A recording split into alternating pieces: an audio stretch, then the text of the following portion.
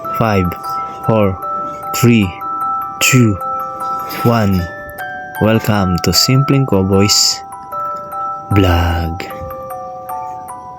Shout out. Sa buhay, kapag gusto mo ang isang bagay at masaya ka sa ginagawa mo, baliwala ang mga balakid. Hindi mo iindahin kahit may nararamdamang sakit. Basta mahal mo ang ginagawa mo at nakakapagbahagi ka ng saya sa ibang tao. Pagpatuloy mo at i-motivate mo ang sarili mo dahil yan ang magpapatibay at magpapatatag sa iyo. Ang sarap isipin na sa kabila ng lahat ng sakit ay may ngiti at nakakapagbigay ka ng inspirasyon sa ibang tao na hindi hadlang ang kakulangan mo para lumaban sa buhay at makipagsabayan sa kung anong kayang gawin ng ibang tao.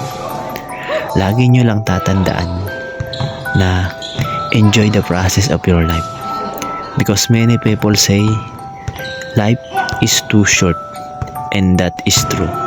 Kaya huwag magpaka-stress sa buhay. Laban lang.